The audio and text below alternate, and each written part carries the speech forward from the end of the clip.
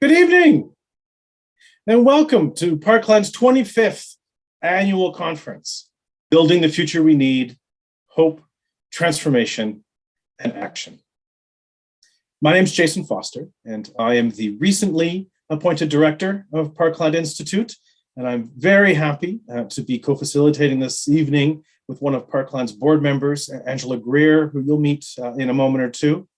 And while we're very happy to be doing this event, we're a little sad that we could not be doing this in person. That was our original hope. But as you can appreciate, these are difficult times. And so I think it's still really quite positive that we've been able to at least gather virtually to be able to have these conversations that we're going to have this weekend.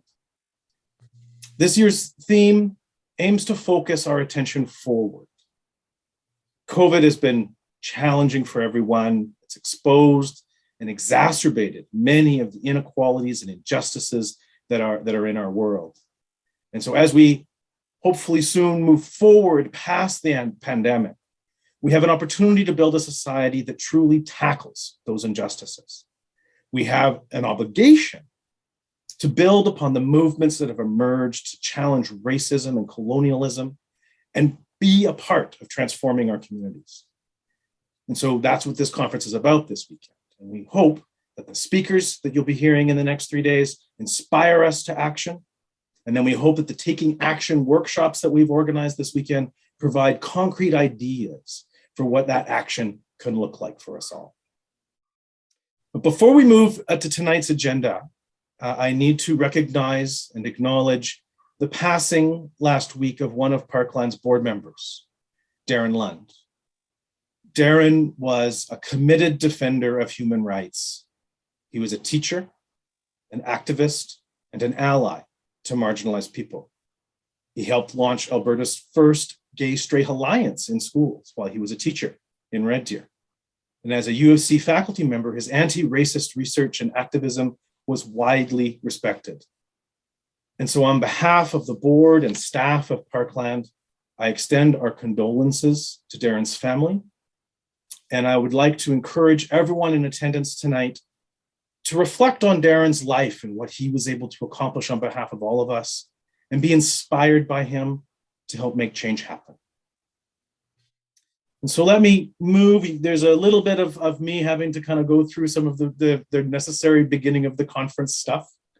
So I'll kind of get into that. I want to start by thanking our staff who worked very hard to coordinate this conference and who keep Parkland running year round. So thank you to our conference coordinator, Austin Lee, our administration coordinator, Charlene Oliver, and then our research managers, Ian Hussey and Rebecca Graff McCrae. And of course, we can't forget our executive director, Bill Kilgannon. Sarah Pratt, who has recently left us for other opportunities, also deserves a big thank you in her work in the build up to the conference. And then finally, thank you to all the members of the programming committee for your assistance in designing the conference. I also want to recognize all of our sponsors who have made it possible for us to have this conference this year. And that includes the Faculty of Arts here at the U of A, which is our home, the Alberta Federation of Labor, the Alberta Teachers Association, the Alberta Union of Provincial Employees, CUPE Alberta, the Health Sciences Association of Alberta, United Nurses of Alberta, the Civic Services Union, Local 52, the Non-Academic Staff Association at the University of Alberta, and the Wordsworth Irvine Socialist Fellowship. Also, we have partnered with the University of Lethbridge and the University of Alberta Public Interest Research Groups to provide free registrations to students. And I also participated on our planning committee, and we thank you for that. Our media sponsors for this conference this weekend are CJSR Radio and the wonderful Alberta Views magazine. If any of you don't have a subscription to Alberta Views, we encourage you to use the special discount code you got when you registered for the conference to do so. Their November issue, I think, is particularly useful. It highlights Parkland's 25th anniversary and has a nice piece from one of our research managers, Rebecca Graff McCrae. And we're also pleased to have the sponsorship for some of the individual events this year, including this evening's talk. So one of the sponsors this evening is SKIP, which stands for the Situated Knowledges, Indigenous Peoples and Place, which is a network that includes 308 scholars from all 18 faculties at the University of Alberta. We will be hearing from them at the closing end of the conference, which they've also sponsored. The other special sponsor for tonight's talk is Athabasca University's Faculty of Humanities and Social Sciences, of which is my home. So thank you so much for my colleagues there. And then finally, you can finally be done with me. We are very pleased tonight to have Priscilla Campo. She is the chair of Nuwashtukatun. I always mispronounce that, I apologize, I do my best. At Athabasca University, it's translated as the meeting place. It is an Indigenous center at Athabasca University, and she's going to provide an opening acknowledgement of the land where we reside. Thank you, Jason. And I'm honored tonight to give the land acknowledgement from the center. It's a little bit different than ones that we usually do. And I work with an elder, Maria Campbell, who has emphasized to me that we need to personalize our relationship and connection to the land when we do a land acknowledgement. So tonight, I'd like to acknowledge that we are on the traditional territories of the Cree, Métis, and Blackfoot people. I am grateful to the teachers and knowledge holders who have taught me over the decades who came from this land. This land nurtured them, kept the culture and languages alive, and I cannot adequately express my gratitude to it. I have hope that it will continue to nurture the youth who will lead us into tomorrow as it continues to keep our ancestors safe. And I give thanks for all of that, and thanks to the Creator. I look forward to listening to Dr. Palmater tonight. Thank you. Hi. Thank you so much, Priscilla, for that. We're very, very pleased to have you with us this evening. So Parkland is proud to be part of the family at the Faculty of Arts here at the University of Alberta. And so for a moment, I'd like to hand things over to Steve Patton. He is the Dean of the Faculty of Arts here at the U of A and a longtime friend and supporter of Parkland Institute, to give some greetings on behalf of the faculty. Thank you, Jason. Welcome, everybody, on behalf of the Faculty of Arts in the University of Alberta to Parkland's 25th annual conference. It's hard to believe 25 years that Parkland has been around organizing these really important conferences. It's hard to believe that it was about 20 years ago that I spent a few years in the program committee for the conference. It seems in some ways just like yesterday, but a lot of time has passed and Parkland has continued to make an incredible contribution to politics and civic life in Alberta. The Parkland Institute is unique. It's a nonpartisan research institute that is firmly located in the academy, but deeply connected to community. And Parkland produces research and stimulates conversations that are really critical to Alberta and to Canada. Its work is rooted in social justice commitments, and it's informed by the traditions of Canadian political economy. And Parkland Institute research brings insights from a variety of disciplines and from many corners of society. And it speaks to issues that matter to the real lives of ordinary people. And that's something that's unique and really significant. It's exciting to be here at the beginning of this weekend's conference because we've been living through some pretty tough times in many different ways because of COVID, because of politics, because of climate change. And to look at the conference theme, building the future we need, hope, transformation, and action, is really something that feels a bit uplifting at a time where I think we need to be uplifted. And I was looking through the agenda and I noticed that Pam Palmater's talk tonight is focusing on working together to save our people and our planet. And that idea of working together and Jim Stanford's theme about working for change and good, and Maud Barlow leading a session that is titled Still Hopeful. I mean, that is such an important message at this time. The panels for the weekend focusing on rebuilding, finding solutions, building the cities we need, the healthcare systems we need. This is something that is incredibly valuable at this time. And like all Parkland conferences, one of the things I value the most is the voices that we hear. We're hearing again this weekend from thought leaders that we've heard from before, but we're also hearing from young activists, Indigenous thinkers, queer activists, and many others.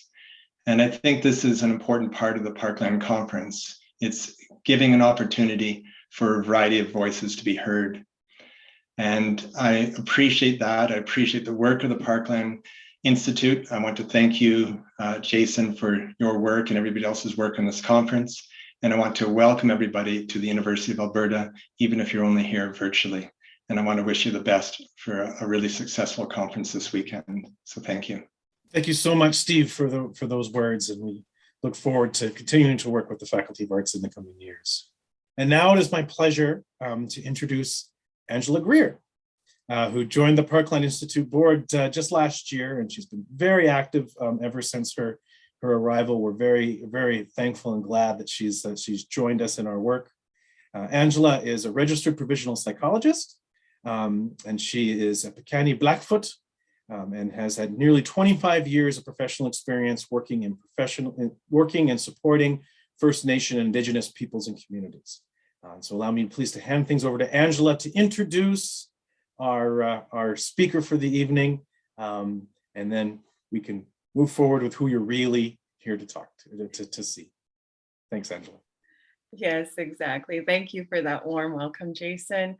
Oki ni tani ko payok sabanski ni tutua apotsipikani ni siksikate titapi. Welcome, everybody. And first and foremost, welcome to our very special, wonderful guest, Dr. Pamela Palmater, who said we could be besties. So I am just over the top right now. Like I'm really geeking out right now. So this is pretty exciting. We're here to hear about this wonderful, amazing warrior woman who is a warrior influencer and works to support the education and policy oversight for Indigenous people and people working with Indigenous communities.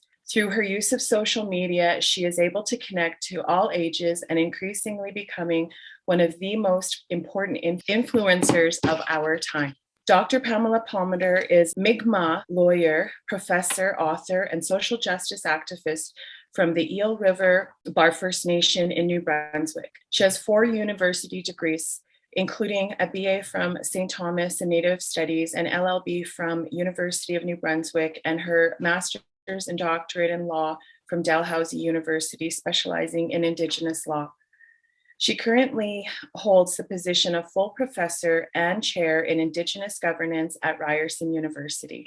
Practicing lawyer for 22 years, Pam has been volunteering and working for First Nation issues for over 30 years on a wide range of issues like socioeconomic conditions, Aboriginal and treaty rights, legislation impacting First Nation people, including her work of her books, Warrior Life, Indigenous Resistance and Resurgence, Indigenous Nationhood, Empowering Governance, Citizens, and Beyond Law. Together with her other publications, focus on the Indigenous law, politics, and governance, and the importance of Native sovereignty and nation building. Pam was one of the spokespersons in public education for the Idle No More movement, and advocates alongside other movements focusing on social justice and human rights. She also informed us she was just working with some of the blockades earlier prior to her coming. So she is a very busy woman, and I'm just really honored that she made time for us tonight.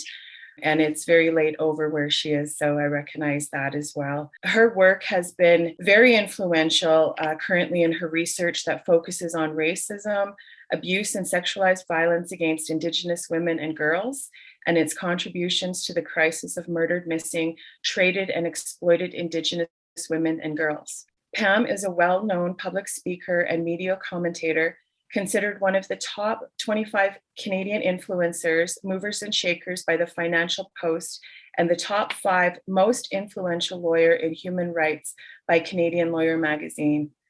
So amazing, so proud of our sister here. She has been recognized with many awards from her social justice advocacy on behalf of First Nations generally and Indigenous women and children specifically, including the 2012 YWCA Women of Distinction Award in Social Justice, the 2012 Women's Courage Award in Social Justice, and the Margaret Mead Award in Social Justice in 2016, to name a few. So without further ado, we give welcome to this most amazing warrior woman, Dr. Pamela Palmater.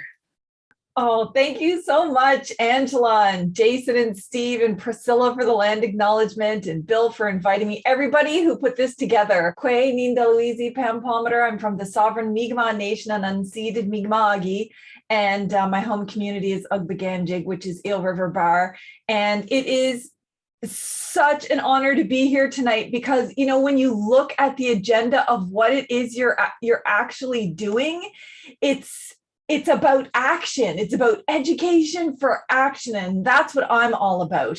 You know, my first question is, are you sponsored by any fossil fuel companies? If the answer is no, and you're focused on action, then we're a good pair. So thank you all at the Parkland Institute and everybody who's attending actually for being a part of this, because when you look through all of the workshops, it's actually action oriented. And so that's where I am. And boy, oh boy, do we ever need people to come together right now to protect Indigenous peoples, because in so doing, you help protect the planet.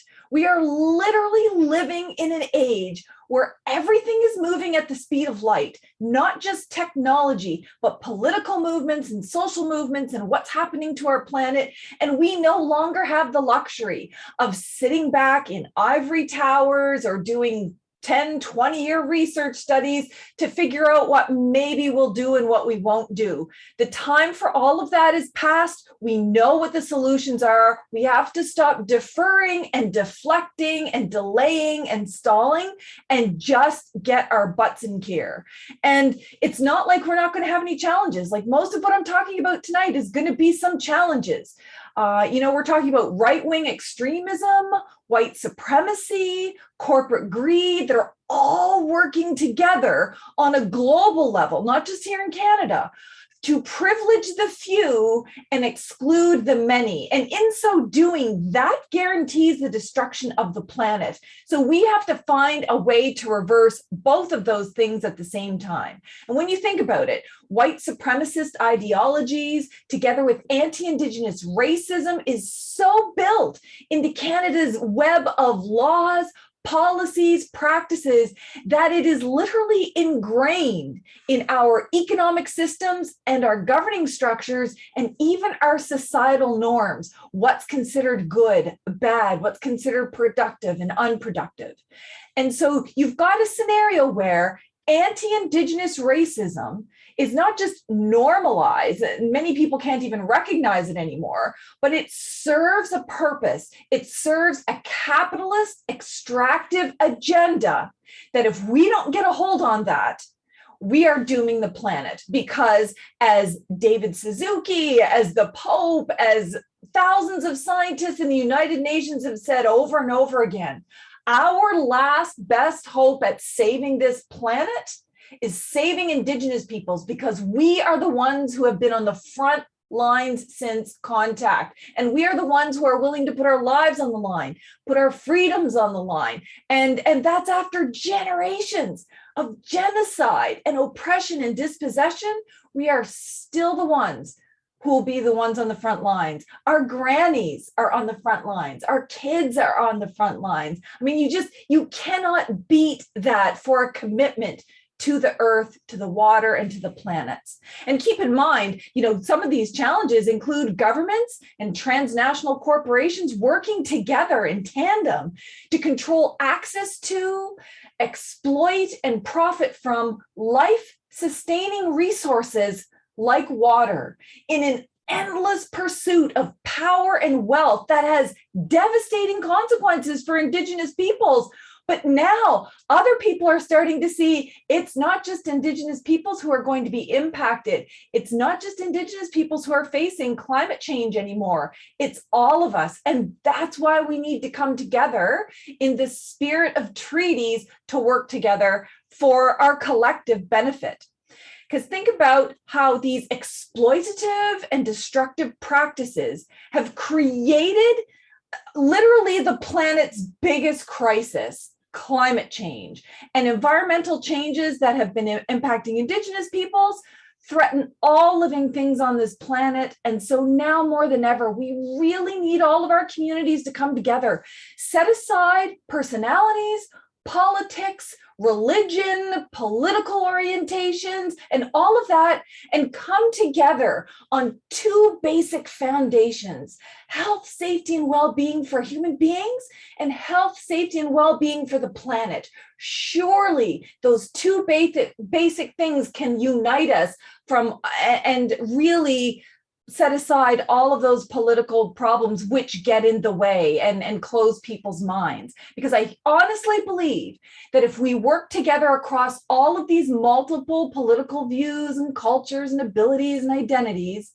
we can actually get this done. I actually believe that. I see that. I see the hope in our people. I see the strength, the resilience. I see it in our kids, and our kids are relying on us to make this happen. And I don't know if this is good timing or bad timing, but today's event directly relates to what's happening today in BC, in Wet'suwet'en territory. I mean, for once, I felt like I was ready, I was planned, I had a speech all set out, and then all of this happens, and then I basically have to change everything.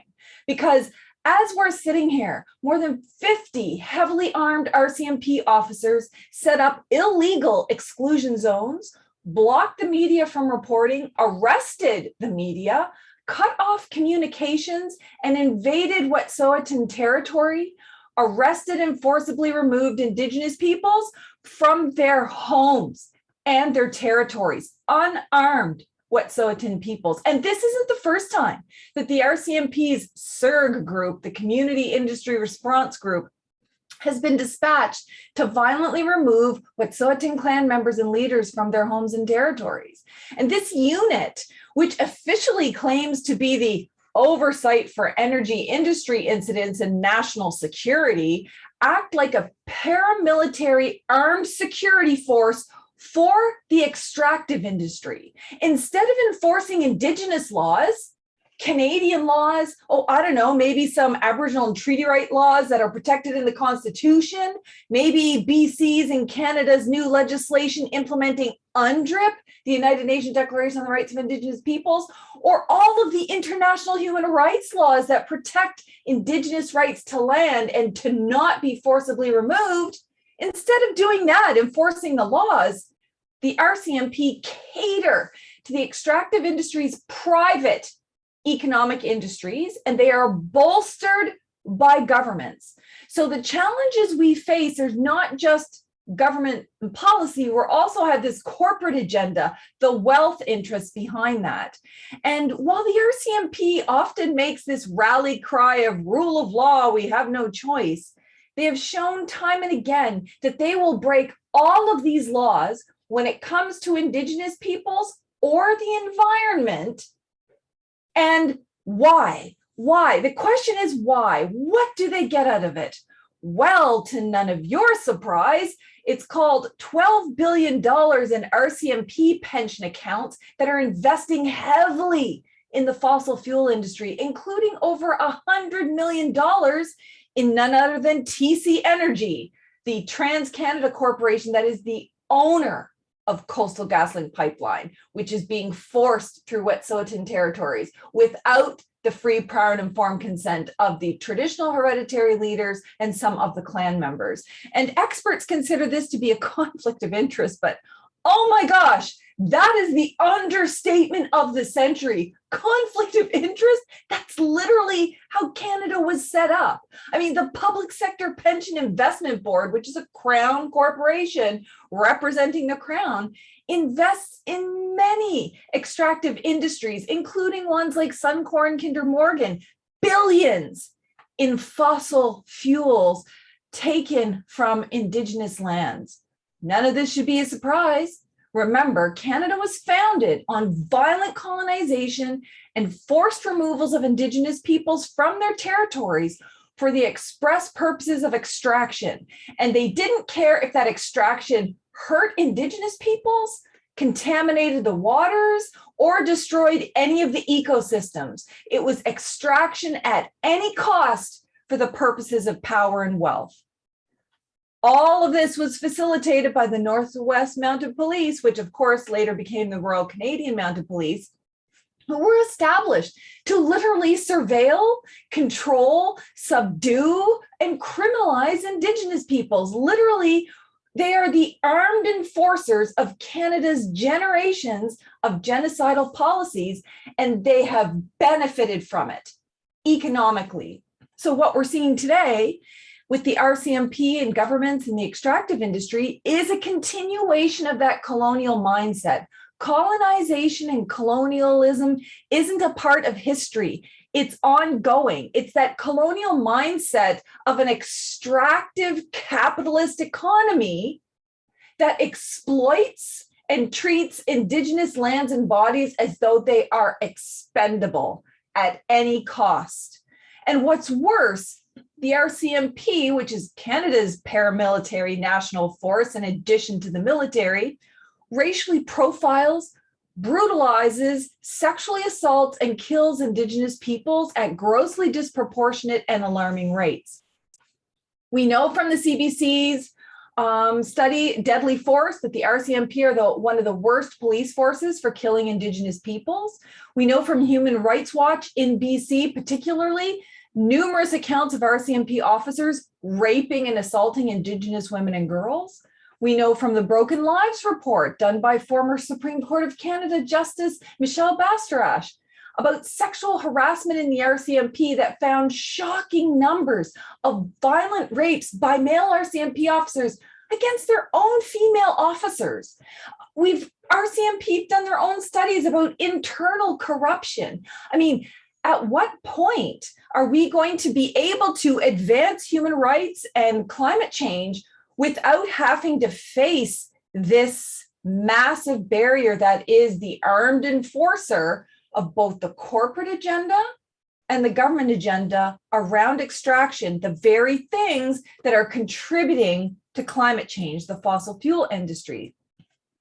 And you might be thinking, like, why is Pam focusing so heavily on the RCMP? Well, because of what's happening today, but because our mission going forward isn't as easy as just coming up with a policy research paper and educating people and organizing information sessions and having conferences. It's not going to be as easy as peacefully defending lands or waters or trying to peacefully prevent environmental destruction like clear-cutting old-growth forests. We are facing armed resistance that defends corporate and government agendas. The RCMP, within a 5-month period, spent almost $4 million to try to enforce a court injunction to stop land defenders at Fairy Creek, Indigenous and non-Indigenous, from stopping old growth cutting of their forests. 20 million to date, and I'm sure today is going to add up those numbers, to try to enforce Coastal GasLink's private civil injunction against the Wet'suwet'en peoples. Where is Coastal GasLink in all of this? And who bears the costs? Federal and provincial governments. But who pays those costs? It's Canadians. But ultimately Indigenous peoples, because that money, that wealth, that tax comes from our lands and territories. So we are paying as Indigenous and Canadians for our own oppression. And that's got to stop, especially in the context of climate change. In other words, millions of dollars are being spent for private security for the extractive industry. What are our options? Could we go to court? We could. Takes a lot of money, takes a lot of time. It's one of the strategies, but we know from the Yellowhead report that 90% of all injunctions filed against First Nations who are trying to defend their lands are granted. And we also know that 81% of injunctions that are filed against First Nations by corporations are granted. Yet, when First Nations try to file injunctions to try to protect their territories, 80% of them or more are denied. So there is no justice in Canada's court system. What are we left with? Well, we're left with complaints against cops, but external review boards that review RCMP or other police forces actions, they're made primarily of white ex-cops. Lawsuits are denied by primarily white judges, And where is all the money and power right now? Primarily in white corporate interests, white cops, white courts, white corporations. And if that's starting to sound a little bit uncomfortable, I'm doing that on purpose, because keep in mind, Canada was created on the ideals of preserving at all costs, and I quote from our former Prime Minister, the Aryan character of Canada, which means, again, and I quote, protecting the Aryan race and Aryan principles. That stuff just doesn't go away overnight. That becomes taught and ingrained, implied, direct and indirect. And so knowing this, it's much easier to understand the residential school system and the atrocities that happened there. Forced assimilation of Indigenous people, forced sterilizations, a 60s scoop, murdered and missing, no action on genocide in Canada. That is the core founding of the National Inquiry. Starting to understand that. White superiority has long been tied to racism and exploitation of Indigenous peoples and Black peoples and others in the pursuit of capitalist wealth generation, infrastructure, and energy, primarily for the benefit of white elites. Why am I telling you this? Well, because at the same time that Canada is facing its largest human rights crisis ever, the historic and ongoing genocide against Indigenous peoples, and multiple overlapping climate disasters happening across the country because of climate change, we are also seeing a rise in the far right, white nationalists, white supremacists, KKK, neo-Nazis, incel groups, you name it, they are on the rise. And guess which country, and all your guesses don't count but the first one, guess which country is the most active in terms of online right-wing extremism and hate groups and connecting, strategizing, organizing, educating, and recruiting other people? Yeah, that's right. It's Canada. It's not the UK and it's not the US, despite what the media might look like. The data shows Canada is the one that is the hot spot.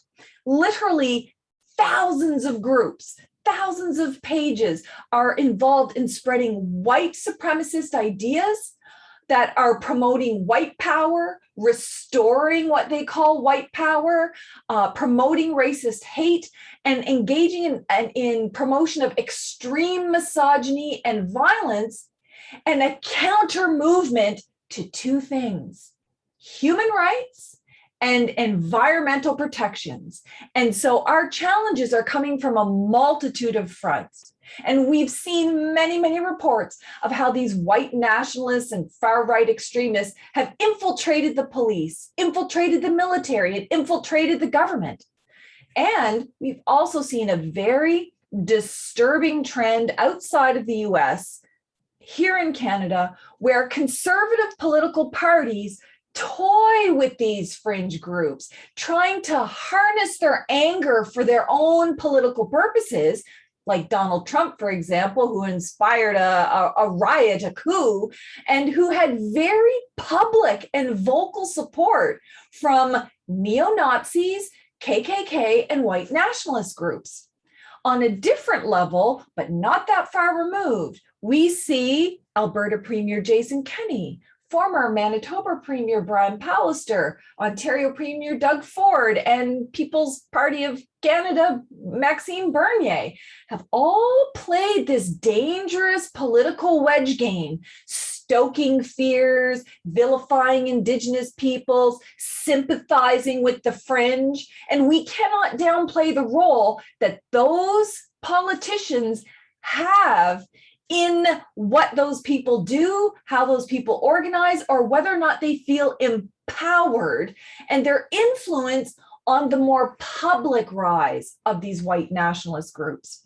The rise of white nationalism has happened, in fact, so quickly in Canada that governments themselves don't have a handle on the serious threat it poses to public safety and national security. It is the #1 biggest threat in the United States right now. So if Canada is far more active, you have to understand that that's probably one of the biggest threats here in Canada too. but you don't hear a lot about it. The white nationalist movement can be referred to as far-right, populist movement, have really seen these far-right conservatives, even within conservative parties, taking more and more radical positions that we would have thought were done, debated, and over with a long time ago. Now, all of a sudden, really, we're going to like re-debate abortion? We're re-debating whether people have human rights, racist ideologies. They're promoting racist, sexist, anti-human rights rhetoric and aligning themselves with certain lobbies like the gun lobby, which has been historically predominantly white, elitist, and tied to white supremacist groups. Not all of them, but they do have their ties. Couple this with Canada's not very great gun laws and the fact that guns are often used in the commission of hate crimes specifically against Indigenous peoples, racialized peoples, and women, then it transfers from an ideology to an issue of public safety, knowing that there are two issues that they're very, very focused on pushing back on are human rights and environmental protections. All of those things are lining up to make a not very good scenario for us in terms of advocates. So you've got firearms related violence, which is primarily male-based, young male-based, white male-based, poses significant threats to women and girls, white supremacy and racialized hatred, and you get the idea. And I'm telling you this because the fringe will be one of our challenges in our collective pursuit of social justice and earth justice. But I don't want you to think about white supremacy as a fringe issue. So the fringe are the ones who go out and take these individual or small group actions. But our society has been constructed entirely on white supremacist ideologies. It's ingrained with systemic racism, and everyone has been taught that extractive capitalism is what's important. You can't even counter it with threats to murdered and missing Indigenous women and girls or threats to climate change, because what about jobs? As if jobs trump lives. As if jobs trump having a planet in 10 years, 20 years, 50 years. And so think about how all of these these ideologies work together and how it can be hard to see for people. But we need to see it, not for the purposes of feeling guilty or pointing fingers or feeling overwhelmed, but how are we going to work this into all of our work going forward? It's not as easy as just saying, oh, here's an environmental problem. Let's go work on this, when there's all these other underlying factors behind the scenes that are going to make things much more worse, much more dangerous. And it means that we have to be more strategic and make sure that safety is also part of our strategy going forward. And we can't ever assume, not in a million years, that just because we've made advances in human rights or environmental protections over the last decades, that we can rely on that. What happens when the RCMP, the government, or a pipeline group or company acts outside of the law? What do? The UN has already told Canada, the United Nations has told Canada to stop Trans Mountain Pipeline, stop Coastal GasLink Pipeline and the Site C Dam, and withdraw the RCMP from Indigenous territories. Canada signed on to those human rights treaty declarations. Canada has agreed to the jurisdiction of those human rights treaty bodies to monitor and report on and recommend to Canada actions to take so that it would stop breaching international human rights laws. Is it any wonder Canada doesn't have a seat on the UN Security Council when A, it's been accused of historic and ongoing genocide, and B, it's not listening to any of the United Nations directions when it comes to protecting the lives, safety, and well-being of Indigenous peoples and our lands and waters. And so Canada continues to refuse. The RCMP act outside of the law. According to their own reports, they're riddled with corruption, racism, misogyny, and violence, according to all of their reports. So if the government and the RCMP are lawless, Is our fate to be left with transnational extractive industry corporations? Do we really expect that they'll act any different? And we know from all of the data that they don't. In fact, Canada's transnational extractive industry corporations, especially mining, are the most feared companies in the entire world. Canada, which goes around having this wonderful reputation of being multicultural and human rights and so friendly and helpful, unless you're an Indigenous person in another country, and then you know Canada's companies will extract your resources that don't belong to Canada at any price. They've been accused of the most horrific crimes. They've even done studies themselves that call themselves out for human rights violations, beatings of local Indigenous peoples, gang rapes of Indigenous women and children, murders, and other environmental disasters that they directly contributed to. So when we talk about, dealing with human rights and climate action here in Canada, keep in mind, Canada has to be thought of more broadly. It's also wherever Canada has its tentacles, in whatever country that it is contributing to human rights violations and environmental degradation, not just here on this soil, but in many, many other countries. So Canada is literally paving the way for lawlessness around the world, and our organizing has to take that into account.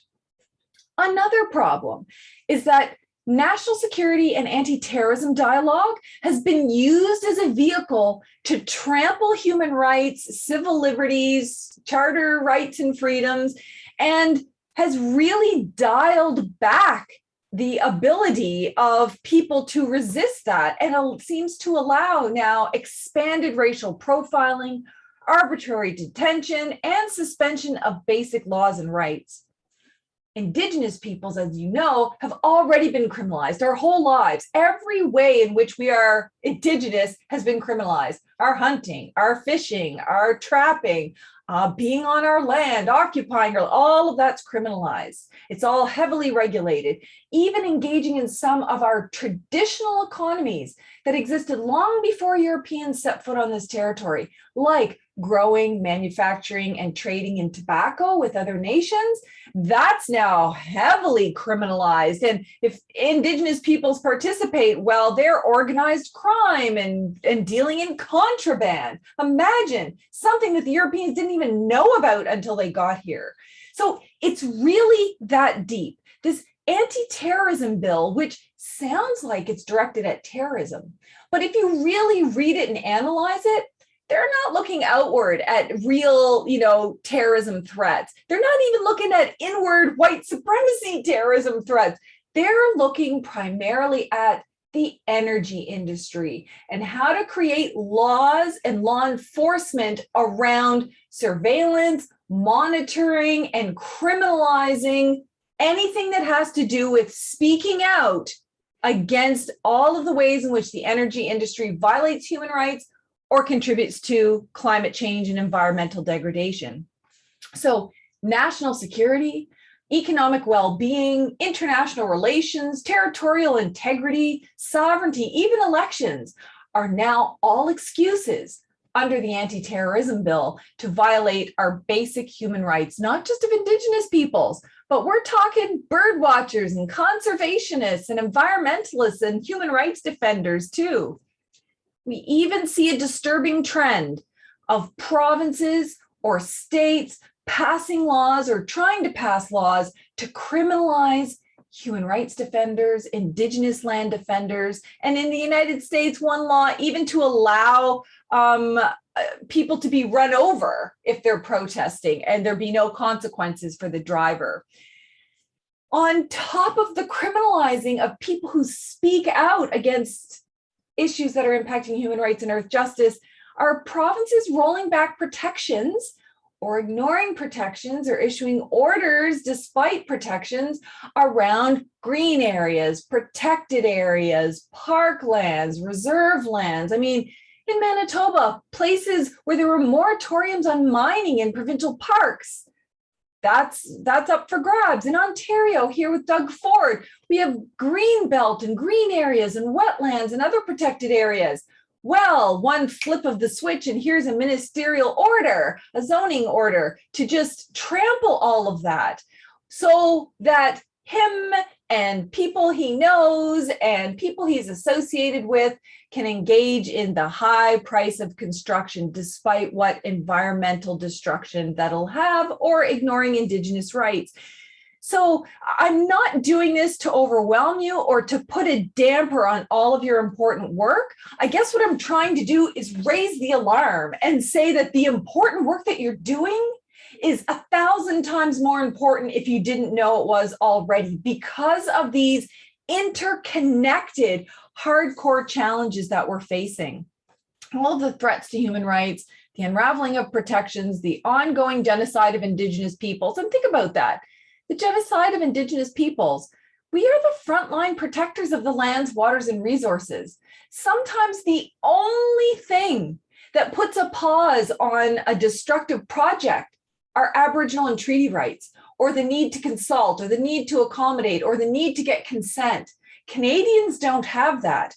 Indigenous peoples do. So if we don't have Indigenous peoples around, if we're not on the front lines, if we're not asserting our Aboriginal and treaty rights, then you are losing a very powerful shield against unfettered destruction of the planet.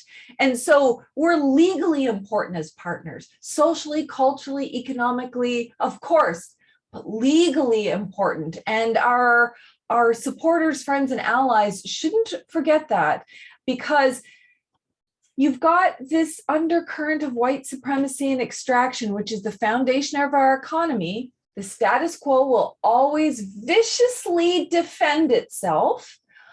It would prefer to tinker around the edges, defer, delay, deny, but it's our rights and coming together that actually can force change in pretty short order.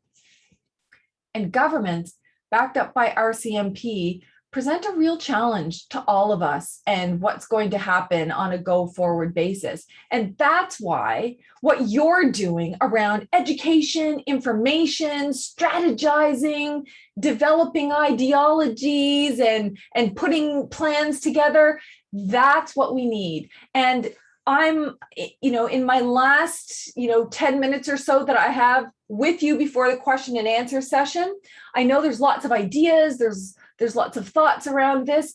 I would like to propose to you something that I think is the solution to all of our problems. And it's pretty simple. It's called land back, literally land back to Indigenous nations, because land back means resources back. It means respecting Indigenous sovereignty, laws, and governance over our territories. It also means making amends for loss of past use and the destruction that they've done already. But these have been the same goals for generations. The words that have been used, hashtag land back might be new, but the goals have never changed. It could be called Wet'suwet'en Strong, All Eyes on Mi'kma'ki, 1492 Land Back Lane, Idle No More, Native Resistance, the Indian Resistance Movement, the Indian Pride Movement, the Sovereignty Struggle, whatever you call it, it's all centered around land back and respect for our governing powers over our territories. Who is involved in this movement? Well, it's all of our nations, all over Turtle Island, in First Nations here. It's tribal governments in the United States. It started with our ancestors shortly after contact, but it involves everybody. It's not just people, elected people. It's not just politicians. It's not just organizations. The real land back movement is a grassroots movement made of men, women, kids from all backgrounds, asserting, living, and defending our sovereignty and governance over our territories, not just under this concept of because it's ours, because we were born with this collective responsibility to protect these lands, and not just for human beings, but for all of the plants and animals and fish and insects and amoebas and bacterias and all of those other things that work together in an ecosystem to make us livable to sustain us. And so what you see on the ground, what you see happening in Wet'suwet'en territory or Secwepemc territory, Mi'kmaq territory, or Haudenosaunee territory, you'll see traditional and or elected leaders. You'll see community members or clan members and children acting as land defenders and water protectors on the ground. And sometimes they're protecting their women and girls from the really violent and criminal man camps that are set up often close to these projects. And behind the scenes, what you don't see are all of the lawyers, researchers, advocates, organizers, policy people, thinkers, connectors, fundraisers, doing all of the support and coordination behind the scenes. And that's how I like to think of the Parkland Institute. You are like the people in the background, helping to support and bolster these movements on the ground that are on the front lines. And we call on you to do more of that, especially when it comes to land back. You also notice that the land back movement has a very unique characteristic. It's significantly led by Indigenous women.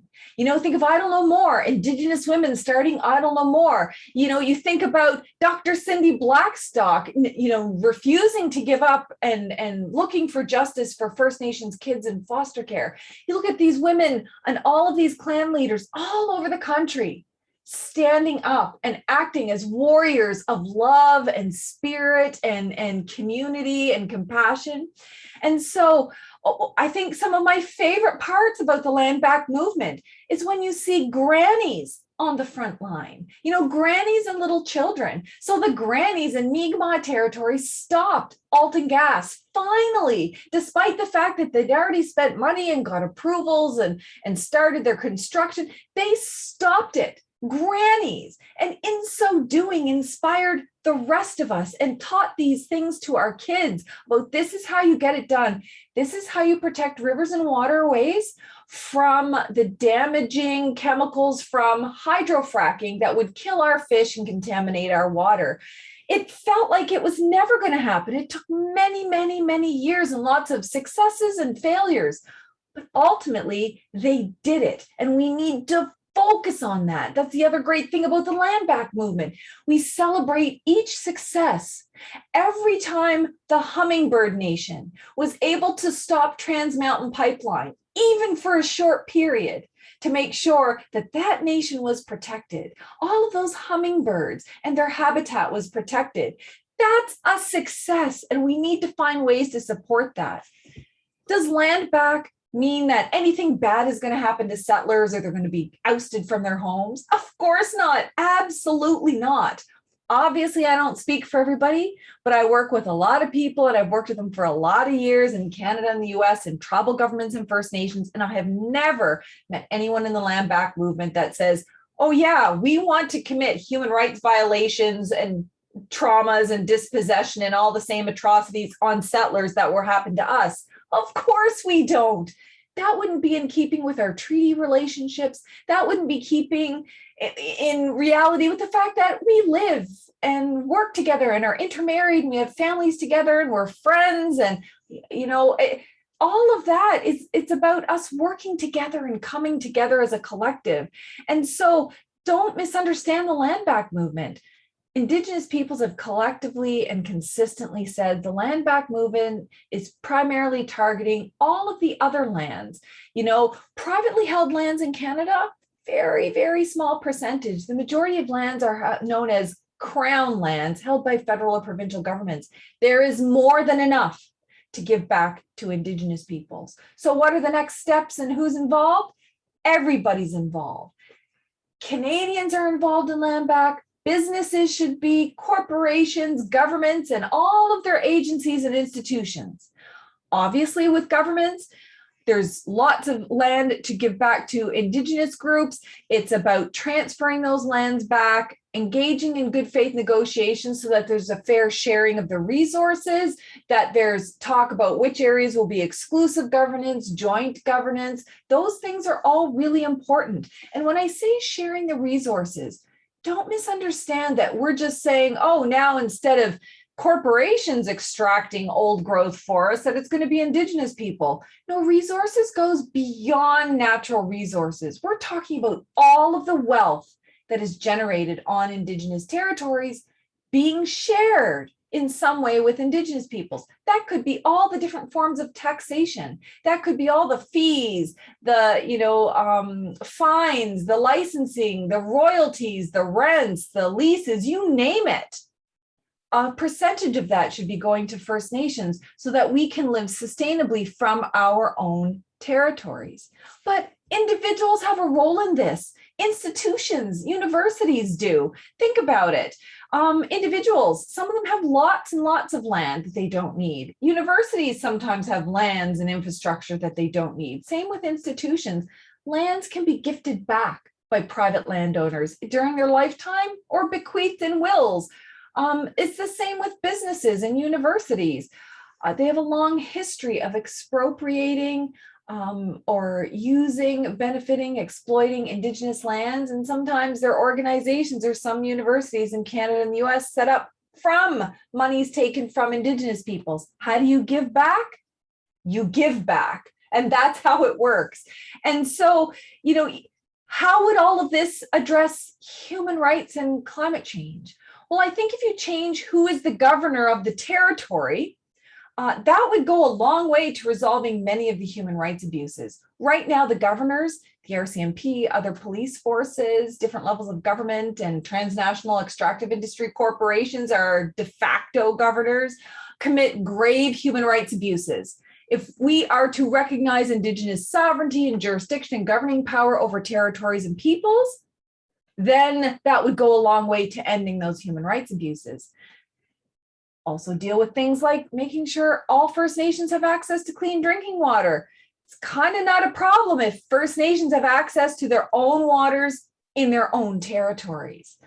The other thing is that would go a long way towards addressing climate issues, because if we have control and say over our own territories, the right to say yes or the right to say no and have that no respected, that means we can say no to any projects that irreparably destroy lands, like tailings ponds. We can say no to projects that poison our waterways or our water table, like hydrofracking or pipelines. We can say no to projects that disturb fish habitat, bird habitat, and animal habitat, like clear-cutting forests or open pit mining.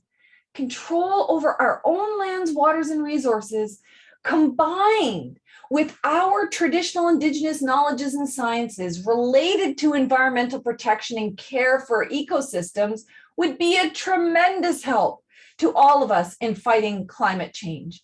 And imagine the opportunity. Here's something, in my last minute that I have left, think of the opportunity that there is to invest in green education, green partnerships, green energy, green technology, green jobs, green everything in partnership with Indigenous peoples who have been leading the way. That would force the radical change that this society needs. It is not our fault that we are reliant on fossil fuels. It's not being a hypocrite if someone drives a car. What options have government created for us? Very few, but we have the power to now find different options. And it presents endless possibilities to partner with Indigenous peoples who are supported, empowered, and sustained by land back and respect for governing power. I believe we can do it. I think I literally have faith. If you look at every advancement that's ever happened in society when it comes to human rights or environmental protections, that came from us fighting on the ground, sometimes for years, sometimes for generations. And we didn't wait for everyone to agree. It's revolution isn't about everybody agreeing. If women waited until every man thought they should have equality, I probably wouldn't be talking to you right now. Human rights and environmental protections are not popularity contests.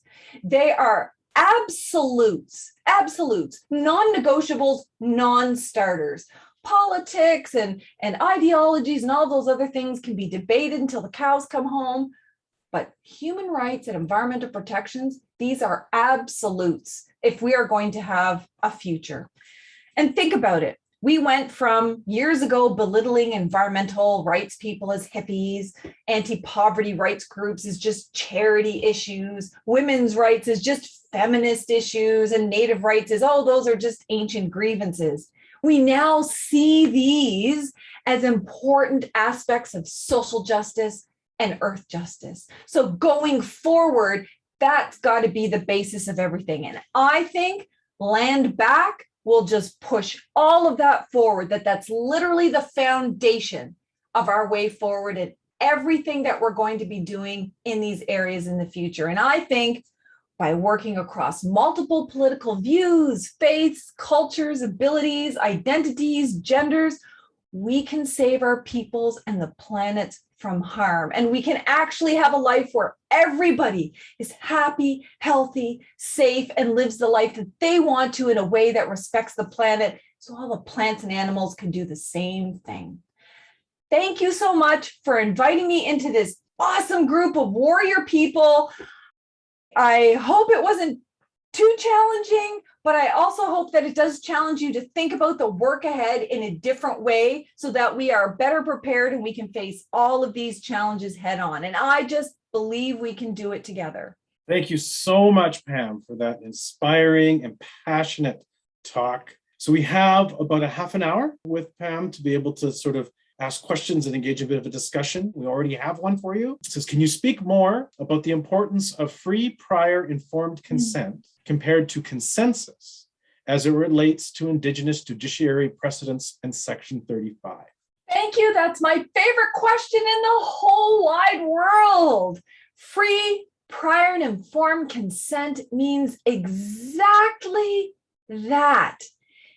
It's prior. It happens before anything starts on a project or anything starts on an initiative. It's at the idea concept, not after it's already a done deal. It must be prior. It must be freely given. There can't be any undue duress. There can't be any threats, implied or otherwise. That could be economic pressures. That could be legal pressures. It could be law enforcement pressures. It's got to be freely given. And it has to be informed, and not just informed by what the government says. Oh, this is good. Our scientists say it's good. It all has to be informed by what we need to study, to look at an issue, to decide whether this will harm something or not. Because it's not that Indigenous peoples are opposed to any project ever. It's making sure that any project that goes ahead respects all of our traditional laws and doesn't hurt people, doesn't hurt the planet, it doesn't hurt the ecosystem, and is done in the least disruptive way possible if it's to go forward. We only know that if we have all the information. One-sided government information doesn't cut it. We also have to be supported to be able to hire and investigate and research and study from our own scientists and our own elders and everybody that's involved in that. And then consent. This is going to be a bit of a shocker for some people, but consent actually means consent. You actually have to have the person's agreement. You have to have their yes to do something. If they say no, there is no consent. You can't do it. And this is the thing that upsets people the most. I mean, when I testified before Parliament on the United Nations Declaration on the Rights of Indigenous Peoples, all of the questions, all concerned are, oh, but what about consent and a veto and everything else? Excuse me, but in sexual relations, it is legally required that the man have the consent of the woman before engaging in sexual relations. Can you describe consent as a veto in that situation? Yeah, if you want to, but it means the woman has to give her consent freely. She has to say yes to having sex. Otherwise, there's no consent and it's illegal. Why would we say, well, you know what, for that woman, we will consult with her about whether or not she wants to have sex. We might even accommodate some of her concerns. But whether she says yes or no, we're going ahead anyway. That would be at a very impoverished view of consent. And that's not how it works. Think about consent in a medical context. Do you think a doctor just says, I'll consult with you about the risks? I'll take into account whether you like the risks. But at the end of the day, I'm going to decide whether you have a medical procedure or not. That's not medical consent. Even something as basic as kids going on a day school trip at your school. There must be parental or guardian consent. If the parent says no, the kid's not going. So in every other context in law, in Canadian society, yes means yes and no means no.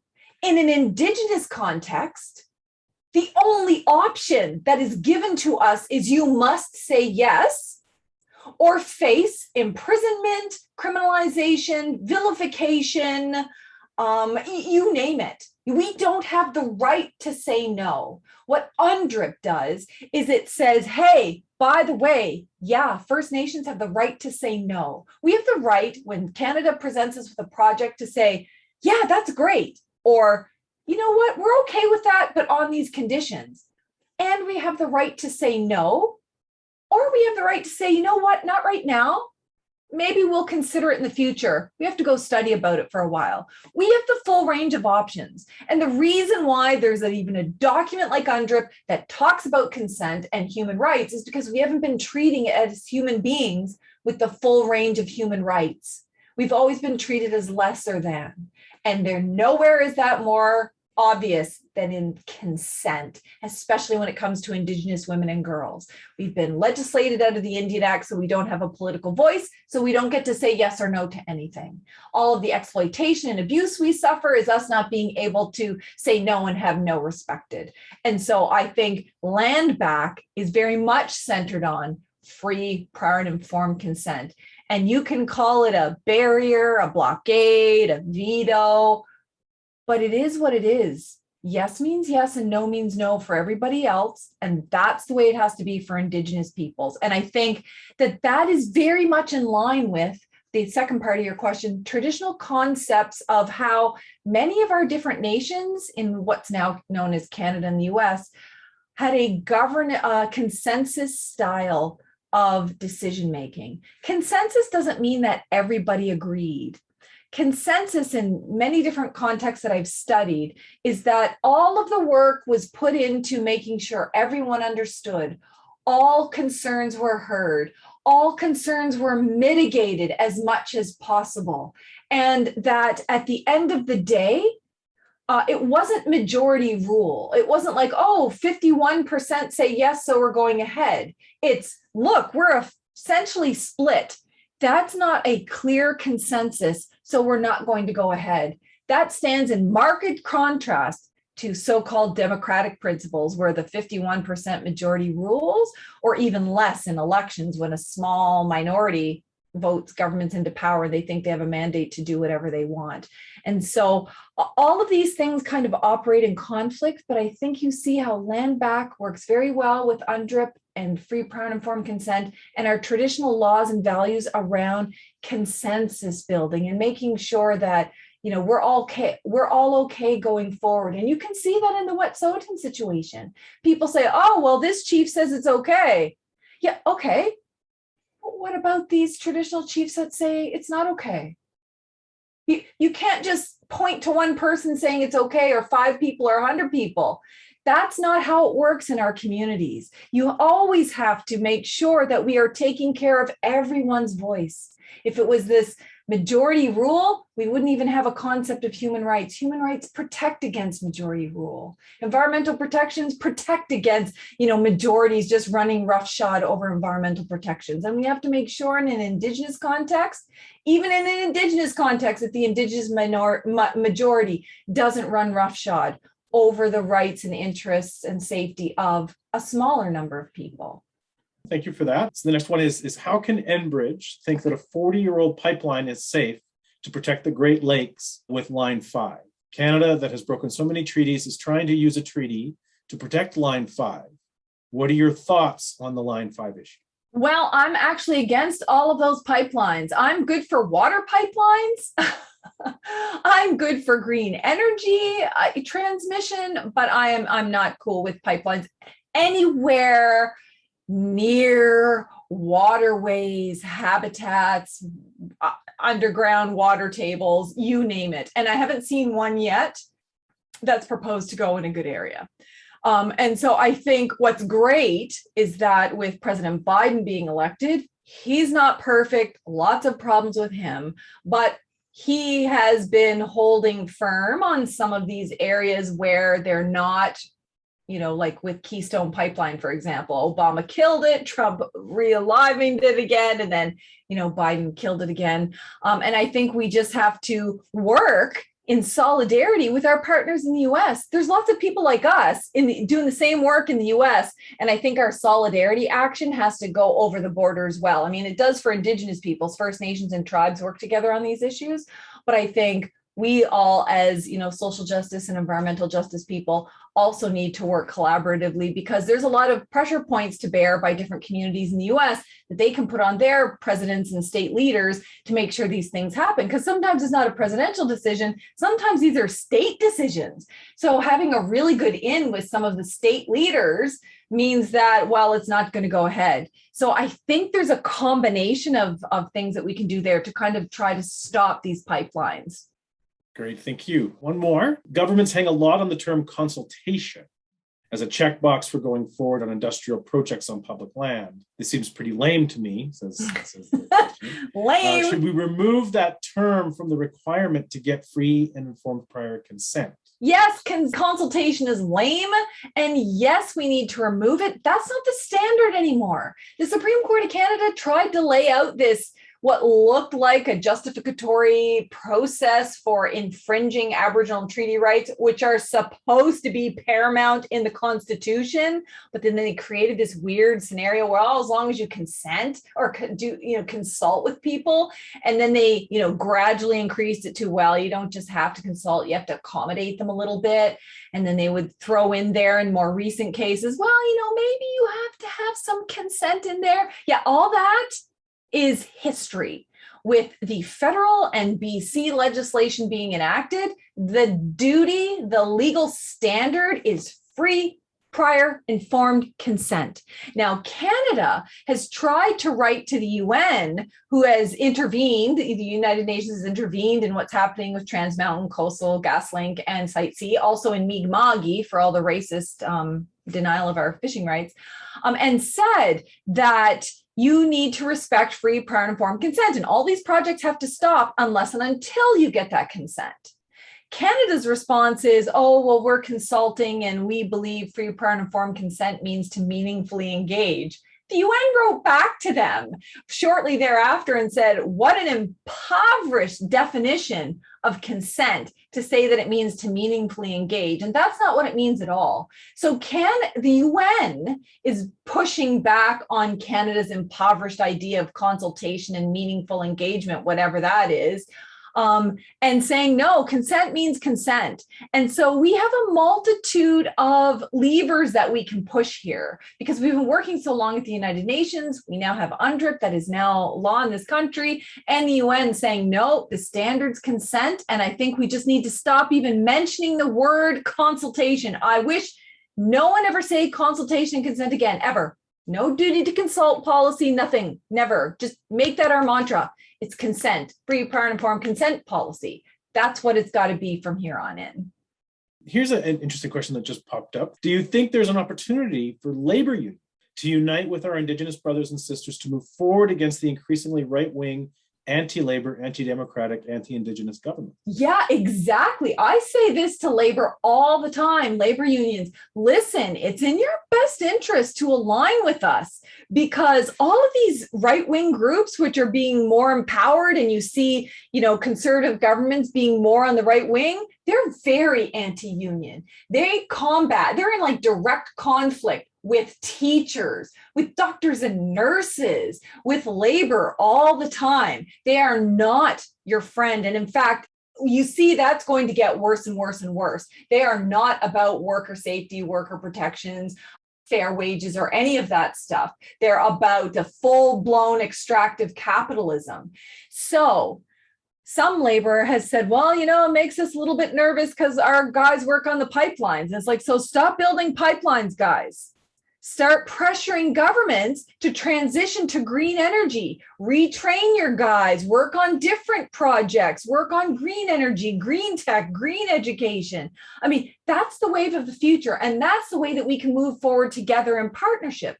It's the same thing when I tell other unions, listen, you need to boot police unions out of your unions. They don't represent your interests. They represent the far right fringe of what you stand for. Human rights. I mean, most unions I've worked with, human rights, social justice, environmental justice, workers' rights, compensation, fair wages, all of those things that are important to the lives of people and families, that's not represented by the pipeline industry, and it's certainly not represented by police unions who abuse those powers, and it's certainly not represented by the white ring fringe. And you can see with there's certain right-wing political groups that are gaining a lot of power, and they're speaking out very hardcore against unions. And so unions have always been very powerful, but they are also at risk in this scenario too. So it would do them well to support Indigenous peoples in opposing some of these projects and transitioning to other projects. Thank you. I think I'll use this opportunity to put a little plug in for Parkland that in February, we'll be hosting a Just Transition conference to talk about some of those very issues. So just a little plug to stay tuned for more information about that. Back to the questions. We have one engaging sort of your conversations about the police. And the comment says, I'm sure you're right. The far-right organizations are penetrating all of our police forces and military organizations, already rather supportive of white supremacy. But has there been research that properly documents this? And how do we get this information known to the broader public?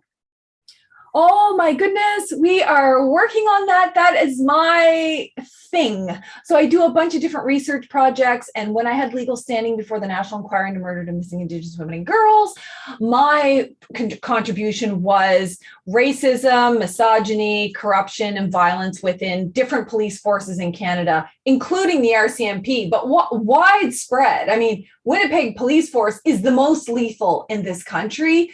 All of the problems that's happened across the country. So there's all of that research that we're doing. I am doing side research on white supremacy, and both as these groups that, I was talking about, but also the way that they've infiltrated. And I hate saying infiltrated because these groups are inherently white men already who already believe themselves to be superior.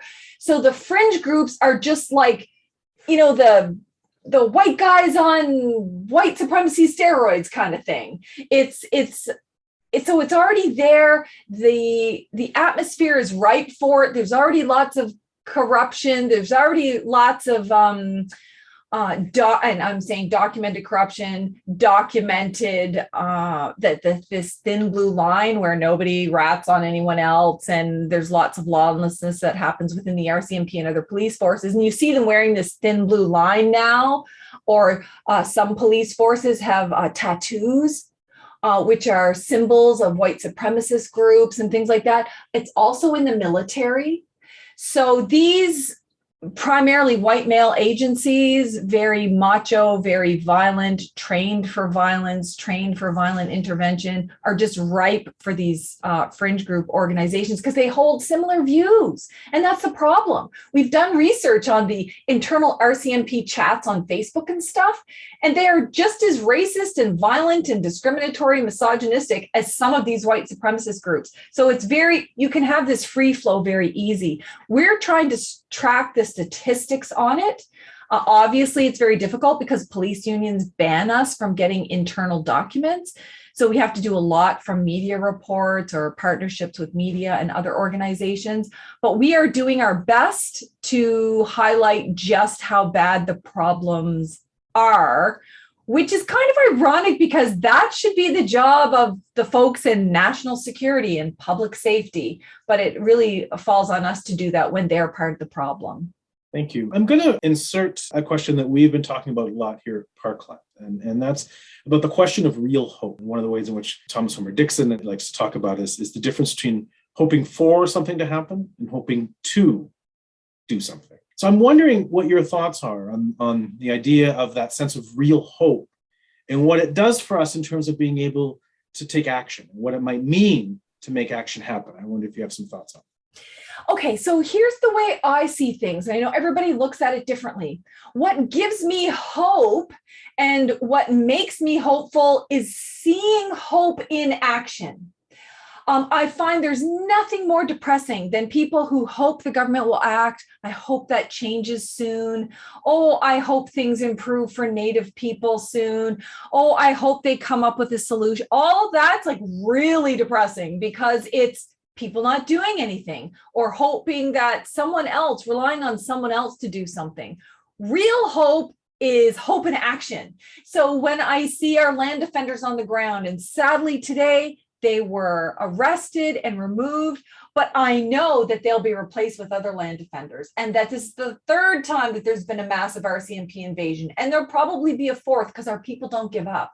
So in all of the things that look bad and challenging, there's hope in that, because so long as there's still one person on the ground trying to protect our lands and waters from contamination to make sure that we all have a planet in the future, that's hope in action. And those people inspire other people who inspire other people. And eventually we get the revolution that we need. Because the thing about revolutions, you never have everybody. A revolution always starts with a small number of people who fight and fight and fight and fight and have successes and failures and continue to fight, maybe for many years.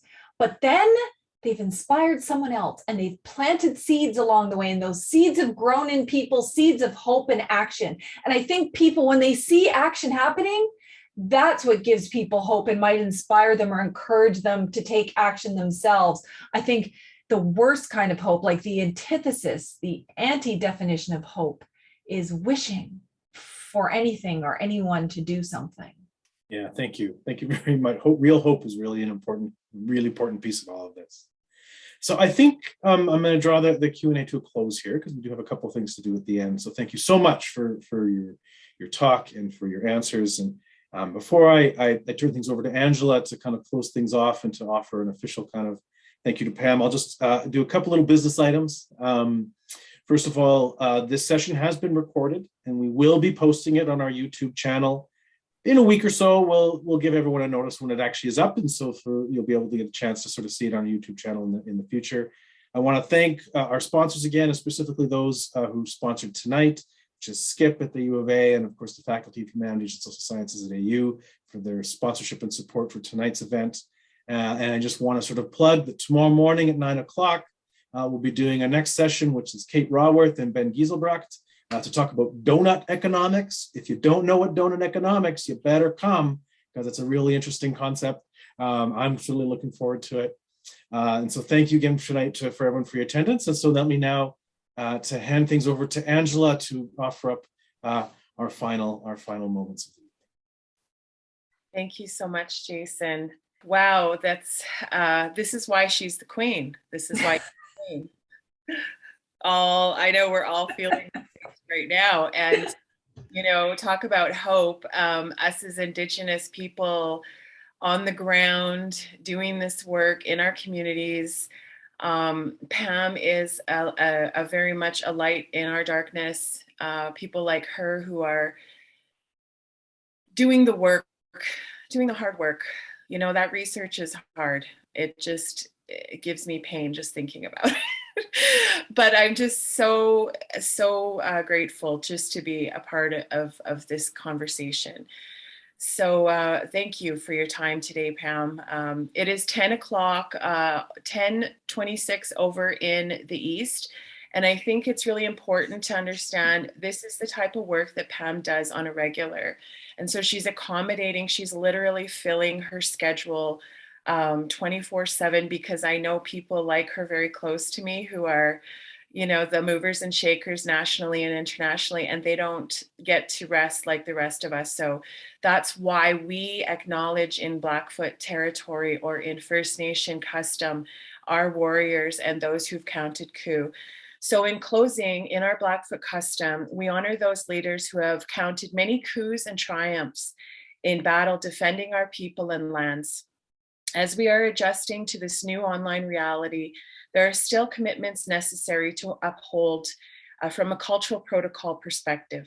So when you are in Blackfoot territory, Miss Palmater, you always have a place to stay, and we will always be happy to host you and to continue this ceremony to completion. So in the meantime, we offer you a virtual Pendleton blanket that it'll be handpicked from our staff. Yes, see, I do. I told the guys. So what you're doing is so wonderful. So our custom Pam, if we had the blanket, we would wrap it around you. Yes. And so in a virtual, let me do that for you, my sister, and give you that virtual blanket that will be sent to you on behalf of our board in respect of our First Nation customs, in which I'm very grateful that they are moving forward with. So this will be sent in symbolism of this cultural protocol on behalf of the Board of Directors of the Parkland Institute. And we offer you the virtual blanket in recognition and honor of your many feats as a leader and a defender.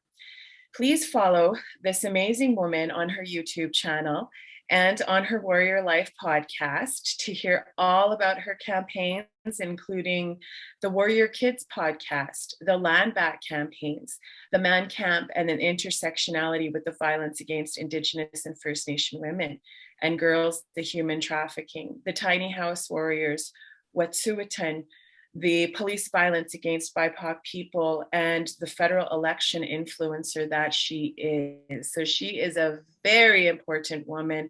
We are very proud to be able to host you.